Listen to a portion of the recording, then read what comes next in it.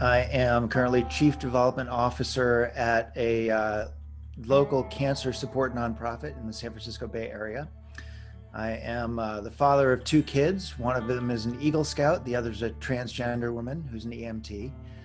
And I'm probably a little bit of a different case from a lot of the other men who wrote in Guts, Grit, and the Grind, in that I personally don't have a lived experience tale of my own mental health, but I come at it from being a caregiver of someone who's gone through severe depression.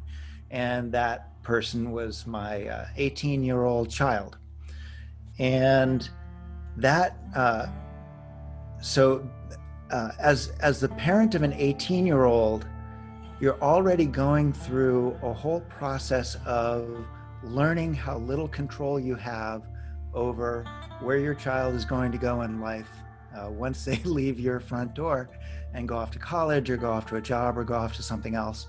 When your child is suffering from severe depression, gets 5150, put in a psychiatric involuntary hold a number of times, and as the parent, you realize how little control you have, and that you can be there for them in certain ways and that you can't be there for them in other ways. My child was born Ethan, so assigned male at birth is the terminology we use. And my wife and I had no indication that there was anything out of the ordinary as far as gender goes. Our kid was all into trucks and war and all kinds of military and everything, technology, and so everything that you would think stereotypical boy, right?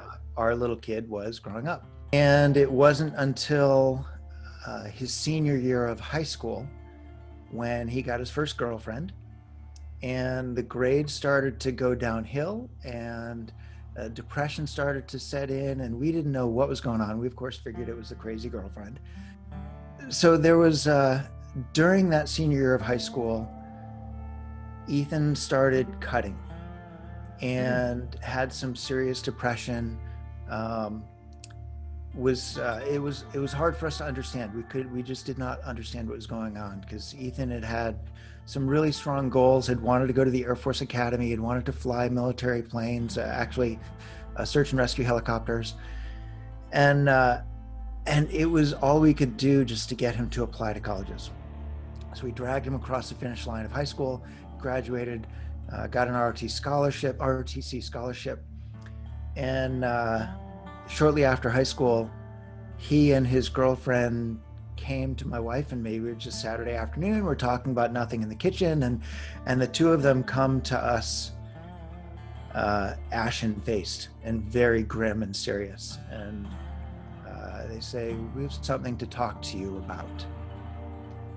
And my wife and I look at each other and we're like, "Oh gosh, she's pregnant, right?" Yeah. And Ethan says, "Do you know what gender fluid is? I think I may be gender fluid." And my wife and I look at each other and we share this glance that, "Oh, she's not pregnant. Okay, good. What?" Yeah. What was that you talked about?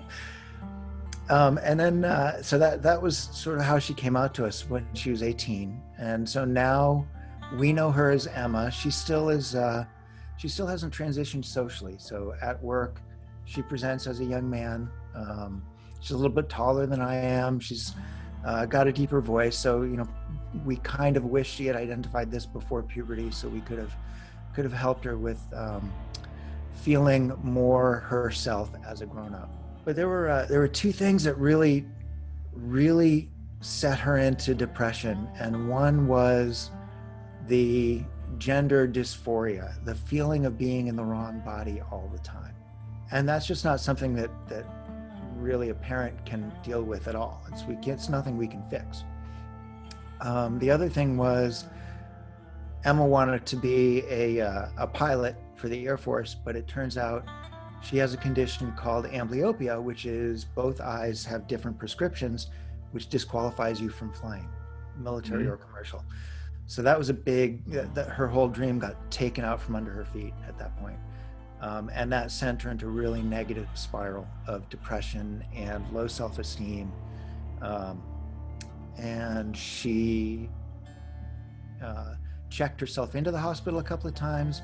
Friends called, and the police came to our house 2 times and took her away to the psych lock. We got very familiar with the procedures around visiting and all that, and it was I'll never forget 2 of these times, but one of them in particular. We went and visited her on the night that she got checked in, and I was saying all the things about as you get older, because she was only 19 at this point, I think, as you get older, you know, the world will open up for you again. You'll find joy in other things. You'll find new joy. And she looked at me just with an absolute blank stare and said, "That's probably true, but it's not worth the effort."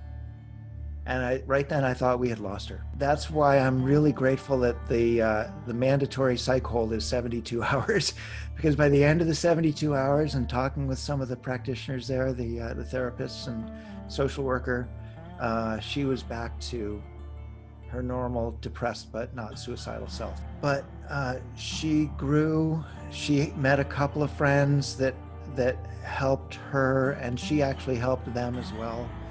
In different ways, and now she's in the middle of paramedic school, and in her own words, she says, "Suicidal ideation is no longer a coping mechanism I turn to."